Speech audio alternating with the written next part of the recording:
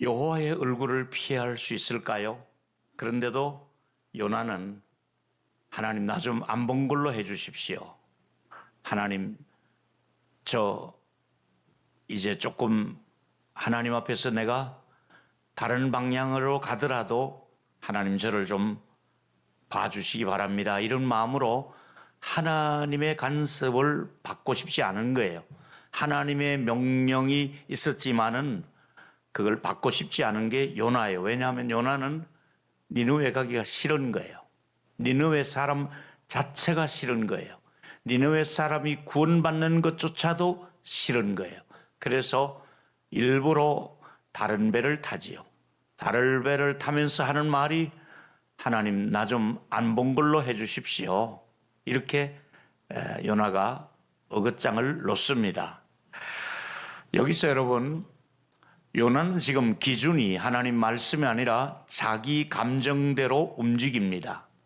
죄가 뭐냐 하면 하나님의 말씀의 법도에서 어긋난 것이 죄입니다. 비켜갔습니다. 하나님이 원하시는 방향이 있습니다. 하나님이 원하는 기준이 있습니다. 그 하나님이 원하는 기준에서 벗어난 것을 하말티아라고 해서 관역에서 벗어났다. 하나님이 원하는 초점에서 벗어난 겁니다. 죄가 바로 이겁니다. 오늘은 왜 예수님이 필요한가 하는 것을 세 가지 주제로 말씀드리겠습니다. 첫 번째는 하나님이 원하시는 방향에서 벗어난 죄인이기 때문에 그 죄인에게 예수가 필요하다 이거지요. 우리가 예수가 필요 없을 정도로 살면 얼마나 좋겠어요. 근데 우리 모두는 죄라고 하는 그 올무에서 또 그 방향에서 벗어났기 때문에 결국은 예수님이 필요할 수밖에 없습니다. 여러분, 요나가 하나님의 얼굴을 피해서 도망을 가다가 결과 어떻게 되었습니까? 큰 풍랑을 만나서 배 안에 있는 모든 물건을 바다에 던질 정도로 어려운 손실을 겪게 됩니다. 요나서 1장 4절에 보니까 큰 바람을 바다 위에 보내심에 이 바람은 하나님이 일부러 풍랑을 일으키신 것이지요. 하나님은 바람을 요나가 타고 있는 그 바다의 그 주변에 보내신 겁니다. 하나님이 그 바람을 불러 일으켰습니다. 어떻게 됩니까? 바다 가운데 큰 폭풍이 일어납니다. 하나님은 자연과 이 바람과 바다의 물조차도 다스릴 수 있는 분이십니다. 하나님은 그 바람을 이용하셔서 요나가 타고 간 배를 흔들기 시작하고 그 배의 물건들을 버리기 시작합니다. 배가 깨어질 정도가 되었습니다. 왜 이렇게 하셨습니까? 하나님의 낯을 피하고자 하는 요나의 그 마음에 깨달음을 주기 위해서 폭풍을 이용했습니다. 배가 뒤집어질 정도로 어려움을 주었습니다. 왜 그렇습니까? 요나의 잘못된 그 심보를 깨기 위해서, 요나의 잘못된 방향을 하나님이 원하는 방향으로 잡기 위해서 이런 일이 일어났습니다. 여러분들에게도 마찬가지입니다. 우리가 하나님이 원하시는 방향과 목적에서 벗어나면 하나님은 어떤 것들을 동원하셔서 나를 바로잡고 내가 계속해서 이 길로 가면 내가 너에게 이걸 들어서 칠 거야. 내가 너를 이걸 들어서 사용할 거야. 이러면서 때로는 건강을, 때로는 물질을, 때로는 자녀를 통해서, 때로는 직장을 통해서 기어코 하나님이 원하시는 쪽으로 가야만 되는데 우리 모두는 하나님이 원하는 방향보다도 내가 기준이 되고 내 감정을 앞세워서 내 마음대로 살아가는 것이 우리들의 이야기입니다. 오늘 예수님이 왜 필요한가? 한마디로 나는 죄인이기 때문에, 난 죄를 지을 수밖에 없는 죄인이기 때문에 난 예수 없이는 안 됩니다. 여호와의 낯을 피하여 도망간 요나에게 그래도 하나님이 그를 간섭하시듯이 주 예수님, 저는 예수님이 필요합니다. 이 고백을 하게 한 것이지요. 여러분 아신 대로 요한복음 8장에는 한 여인이 간음죄를 지었다가 누군가에게 발각이 되어졌고 그를 끄질 끌고 예수님 앞에까지 오게 됩니다. 이것은 그들이 처리할 수 있음에도 불구하고 예수님을 아주 곤란하게 할 목적으로 예수님은 이 여인을 어떻게 대하시냐, 분명히 그들에게 주어진 법은 그냥 돌을 들어서 이 여인을 치면, 그래서 피 흘리고 돌에 맞아서 그야말로 죽든지 말든지 그렇게 아주 그 사회에서 매장시키는, 이것이 그 당시에 그 가늠한 사람에 대한 법도였습니다. 근데 예수님은 뭐라고 말씀하고 있습니까? 죄 없는 자가 먼저 돌로 쳐라. 아주 유명한 말씀을 하셨습니다. 이것은 믿지 않는 사람들도 들어 사용하는 말입니다. 죄 없는 사람이 먼저 돌로 치라. 틀어서 먼지 안 나는 사람 어디 있느냐?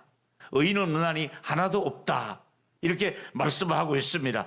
그런데 그러면 이 예수님의 말씀을 들었던 사람들은 하나같이 손에 들었던 돌을 내려놓고 다 집으로 돌아갔다는 이야기가 본문 속에 나오고 있습니다. 왜 들었던 돈을 내려놓았을까요? 죄인이기 때문에. 죄인들에게 필요한 것은 죄를 느낄수록 누가 필요합니까? 나 예수님이 필요합니다. 난 죄인이기 때문에 예수님이 필요합니다. 이 고백을 하게 한 것이지요. 두 번째 얘기는, 나는 율법을 지키려고 몸부림을 치며 살아왔습니다. 여러분도 그럴 겁니다. 근데 우리가 돌아보면 율법을 지키는 부분에서 실패자였습니다. 우리 모두의 공통점은 완벽하게 율법을 다 지키지 못한 사람들이었습니다. 그래서 예수가 필요하다 이 말입니다. 율법을 다 지키는 사람에게는 예수님 없이도 구원이 가능하겠지요. 근데 문제는 율법을 다 지키지 못하는 우리들, 율법은 죄를 깨닫게 하는 그런 역할을 하기 때문에 그렇습니다. 율법주의가 뭐냐 하면 자신의 공로로, 노력으로, 자신의 선행으로 구원받을 수 있다는 생각, 이게 바로 율법주의자들의 생각입니다. 여기서 율법주의자들이 가지고 있는 고통이 뭐냐면, 내가 그 율법을 지키면 너무나 좋은데 그 율법을 지키지 못할 때 오는 마음속의 자괴감과 죄의 뿌리와 연결되어 있는, 아무리 노력해도 그 미달되는 자신의 약함을 고백하지 아니할 수 없는 것이 바로 율법을 지키다가 우리가 마음에 무너지는 것이 바로 다 지키지 못한다는 것이 너무나 안타까운 일 아니겠습니까? 그럼에도 율법주의자들의 생각은 하나님 말씀대로 순종하고 있다고 스스로 착각하는 것입니다. 나는 나의 공로가 인정받고 싶다고, 내가 이 정도로 하나님 앞에 하고 있으니 나 이거 좀 알아달라고, 그걸로 마치 구원의 조건이 되는 것처럼 그렇게 얘기하고 있습니다. 그러나 여러분, 복음의 핵심은 정반대 이야기를 하고 있습니다. 죄인된 우리를 먼저 하나님이 받아주셨기 때문에 죄인인 줄 알고도 원수된 우리들을, 우리의 경건하지도 않은 우리들을 죄인인 줄 알고도 받아주셔서 그 다음에 우리는 너무 감사해서 최선을 다해서 그 율법을 지키려고, 순종하려고 애쓰는 것입니다. 내가 율법을 지켰기 때문에 받아주신 것이 아니라 율법을 지키지 못하고 있음에도 불구하고 나 같은 사람을 받아주셨으니 너무 감사해서 그 율법대로 순종하려고 애쓰는 것이 바로 우리들의 모습이지요. 율법주의자들은 자신의 노력으로 그리고 자신의 의지로 순종하면 인정을 받을 수 있다는 생각입니다. 이 정도 하면 하나님이 나를 인정해 주실 것이야. 이 생각이 율법주의자들의 생각입니다. 자신의 노력으로 또는 윤리적인 기준에 의해서 자기 생각 속에 나는 그래도 의로운 사람이라고 착각하는 것이 바로 율법주의자들의 생각입니다. 여러분, 조나단 에드워드라고 하는 아주 유명한 분이 계십니다. 그분의 저서에 이런 글을 제가 옮겨 드립니다. 율법주의자들의 이미지를 이렇게 그렸습니다. 산 위에 큰 바위 덩어리가 굴러 내려오고 있습니다. 지금 맨 산 꼭대기에서 바위가 골짜기로 굴러내려오고 있습니다. 밑에 인간들이 살고 있습니다. 근데 인간들이 다치지 않게 하려고 거미들이 나서서 거미줄을 치기 시작합니다. 자, 우리가 보호에 그 줄을 치자. 거미들이 다 동원해서 어서 빨리 치자. 저 돌이 인간들에게 부딪히지 않도록 우리 한번 거미줄을 빨리 100줄, 200줄, 1000줄, 10,000줄 온 산의 거미들이 동원해서 돌을 한번 막아보자고 거미줄로 줄을 쳤습니다마는 그 돌이 거미줄에 걸려서 멈출까요? 어림도 없는 얘기잖아요. 아무리 거미들이 수많은 거미줄을 겹겹이 쳐놨다 할지라도 돌을 멈추게 할 수가 없습니다. 하나님의 진노가 인간에게 임할 때는 그 누구의 노력도, 그 누구의 선함도, 그 누구의 착함과 의로움이 하나님의 진노를 피할 길이 있겠습니까? 이것이 바로 거미줄 앞에 자기가 안전하다고 생각하는 이것이 바로 율법주의자들의 생각이라고 할 수 있습니다. 율법주의자들은 자기 생각이 옳다고 생각합니다. 자기 의가 강합니다. 자기가 모범생이라는 이 생각에 항상 우쭐하는 생각으로 다른 사람을 정죄하기 시작합니다.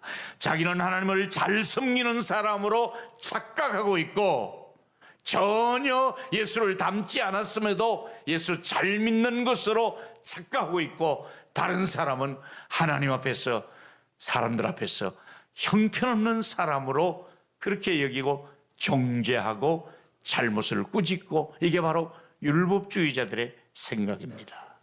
안타깝지만은 이 시대 목회자들의 마음속에 장로들의 마음속에 혹은 리더들의 마음속에는 열심히 교회를 섬기고 충성하다 보면은 자기도 몰래 율법주의자가 될 수도 있습니다. 나는 이렇게 헌신하고 이렇게 봉사하고 이렇게 나는 11조 한번 손대지 않고 철저하게 주의를 지키는데 쟤는 저게 뭐야? 저 사람 꼬라지가 저게 뭐야? 왜 저렇게밖에 못할까? 이러면서 우리 속에 은근히 자기의 의의를 앞세우면서 상대방을 정죄하는 이 습관이 바로 탕자의 형에게서 보면서 그 모습을 내가 닮아가고 있더라 이 말이지요. 예수님이 두 사람의 기도하는 현장을 소개하면서 이 진리를 또 드러낸 게 있습니다. 첫 번째는 바리새인의 기도입니다. 바리새인은 기도를 이렇게 합니다. 누가복음 18장 11절에 보니까 서서 따로 기도합니다. 죄인들과 같이 앉는 것조차도 섞이는 게 싫어서 따로 서서 하나님이여 나는 다른 사람들하고는 다릅니다. 저는 불의한 곳에 가담한 적이 없습니다. 누구를 억울하게 하지도 않았습니다. 저는 가늠죄를 한 번도 지은 적도 없습니다. 이러면서 나는 저 세리 같지 않음을 감사합니다. 또 보면 나는 금식도 했고요. 나는 또 내게 주신 물질을 많이 기부도 했고요. 그러니 하나님 저는 이 정도로 살아갔으면 하나님 저 좀 제 기도를 들으시고 응답해 주시고 저를 사랑해 주시지 않으시겠습니까? 이제 자기 의를 가지고 하나님 앞에 나가는 바리새인의 모습입니다. 여기서 본래 조심해야 될 것, 예수 믿는 사람이 조심해야 될 것, 오래 믿은 사람이 조심해야 될 것은 판단은 하나님이 하는 것이지 자기가 재판관이 되어서는 안 됩니다. 아멘. 보실까요?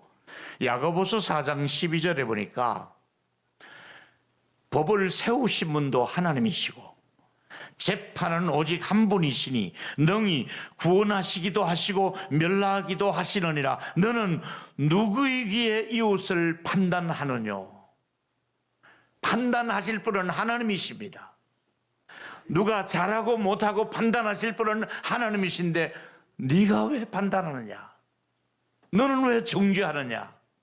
너는 뭐 그렇게 잘했다고 다른 사람을 자꾸 정죄하려고 하느냐? 아주 좋지 않은 습관 가운데 하나가 다른 사람을 콕콕 찍어서 정죄하는 습관입니다. 목회자가 이걸 주의해야 되고, 교육자들이나 우리 장로들이, 셀리더들이 누군가가 내 마음에 들지 않는다고 해서 자꾸 정죄하면 안 됩니다. 이게 바리새과의 병이 바로 들어있는 것입니다. 정죄하지 마시고 사랑은 허다한 죄를 덮느니라 그랬잖아요. 우리가 용서하고 이해하고 배려하고 덮어주는 이 따뜻한 마음이 필요하지 않겠습니까? 자꾸 정죄하는 것은 옳지 않습니다. 사랑하는 여러분, 이제 아까 바리새인은 자기 의가 있다 보니까 하나님 나는 이러고 이러지 않아서 감사합니다. 저 세리하고는 저는 종자가 다릅니다. 뭐 이렇게 자기 의를 세운 기도가 했고, 그 다음 이제 세리의 기도를 들어봅시다. 세리는 어떻게 기도하고 나갑니까? 누가복음 18장 13절에 세리는 멀리 서서 감히 눈을 들어 하늘을 쳐다보지도 못하고 하나님의 이름을 부르는 것조차도 부끄러워서 뭐라고 기도합니까? 하나님이여, 가슴을 치면서 불쌍히 여기소서, 나는 죄인입니다. 하나님께서 이 기도를 들으시고 이 기도를 인정하고 이 사람이 의롭다 이렇게 평가를 하셨거든요. 바리새인 자기 의에 가득 차서 외치는 그 사람의 기도보다도 하나님 제가 죄인입니다, 이 사람의 기도를, 이 바리새인보다도 이 세리의 기도를 하나님이 듣고 의롭다고 인정해 주지 않았습니까? 여러분, 다시 요한복음 8장에 들어가면 손에 돌을 들었던 사람들이 돌을 던지고 내려놓고 이제 다 도망가기 시작합니다. 요한복음 8장 9절에 보니까 이 말씀을 듣고 양심의 가책을 느껴 어른으로부터 젊은이까지 하나씩 다 자리를 피하고 예수님과 여인이 남았을 때 예수님은 다시는 죄를 범하지 말라, 나도 너를 정죄하지 않고 용서한다, 이렇게 해서 예수님이 이 여인을 감싸고 용서하고 그 집으로 돌아가게 했습니다. 여러분, 우리 모두가 그래도 그나마 양심의 가책을 느낄 수 있다는 것은 좋은 현상입니다. 우리 성령께서 여러분의 마음을 두들겨 주실 때에, 하나님의 말씀이 여러분에게 들어올 때에 양심의 가책을 느낄 수 있다는 것은 그래도 살아있는 양심이요, 그 살아있는 양심이 하나님을 찾아가는 양심으로 하나님께로 돌아오면 됩니다. 문제는 그때 바로 필요한 고백이, 주여 전 죄인이기 때문에 예수님이 필요합니다. 이 고백을 해야 됩니다. 제가 죄를 지었습니다, 예수님 도와주십시오. 제가 죄에서 벗어나지 못하고 있습니다, 예수님 나 좀 도와주십시오. 예수님이 필요합니다. 이렇게 여러분, 예수님께서 인정한 사람은 죄인이라고 고백했던 바리새인을 인정해 주지 않고 세리를 인정해 주었습니다. 조금 전에 내가 바리새인을 인정하려 할 뻔했습니다. 따라합시다. 바리새인을 인정하지 않고 세리를 인정하셨다. 동의하십니까? 맏아들보다도 둘째를 받아주신 아버지의 마음은 같은 마음이지요. 세 번째 얘기는, 나는 습관적인 죄에 빠져 있습니다. 그래서 예수님이 필요합니다. 동의하시면 아멘 하시고요. 우리는 습관적인 죄라는 게 있습니다. 예수를 오랫동안 믿었는데도 나도 몰래 습관적인 죄가 계속해서 그 죄를 짓고 있더란 말이지요. 아예 이 습관적인 죄의 뿌리가 내 곁에서 뽑히지 않고 어느 날 잘라버렸는데 다시 또 스물스물 이게 나옵니다. 또 잘라버렸는데 또 싹이 나기 시작합니다. 죄의 싹은 계속해서 습관적으로 죽은 줄 알았는데 또다시 싹이 나기 시작하고 또 죄를 범하는 우리 모두의 공통점은 습관적인 죄를 가지고 있습니다. 그 습관적인 죄 때문에 시달리는 것을 죄책감이라고 이야기합니다. 우리는 예수를 믿어도 여전히 숨어있는 죄, 나만이 알고 있는 죄가 있습니다. 매주일 예배를 드리는데도 습관적인 예배가 계속 진행되고 있습니다. 뿐만 아니라 계속해서 기도하는데도 습관적인 죄, 성경 공부를 하는데도 습관적인 죄가 끊어지지 않고 있습니다. 시편 25편 15절에 이런 말씀이 있습니다. 내 눈이 항상 여호와를 바라보면 그 발을 그물에서 벗어나게 하실 것임이라. 할렐루야. 우리가 하나님을 바라봐야 될 이유가 바로 이겁니다. 하나님을 바라보고 살면은 하나님께서 야, 거기 그물이 있다, 그물에서 벗어나라. 야, 거기 올무가 있다, 거기 함정이 있다, 거기 덫이 있다, 벗어나라. 하나님이 저와 여러분이 살아가는데 걸림돌, 덫이 있더라도 함정이 있더라도 벗어나게 하는 역사가 우리 하나님의 얼굴을 바라보는 사람에게 주어지는 은총이 있을 줄 믿습니다. 하나님이 그렇게 하시는 것이지요. 저는 스폴전의 한 말을 잊을 수가 없어 그대로 여러분에게 인용해 드리겠습니다. 스폴전은 목사님이 이 고백을 합니다. 나는 15분만 예수님 생각하는 것을 잊어버리면 타락한다.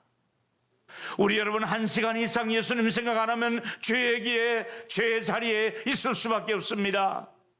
여러분, 스폴전 같은 목사님도 15분에 한 번씩은 예수님 잊어버리지 않으려고 주 예수님, 주 예수님 하고 이름을 불렀다면 저와 여러분 시간 나는 대로 길을 가실 때도 어디를 가시든지, 전철을 탈 때도, 회사에 가실 때도, 무엇을 하든지 주 예수님, 나 예수님 없이는 구원받을 수가 없습니다.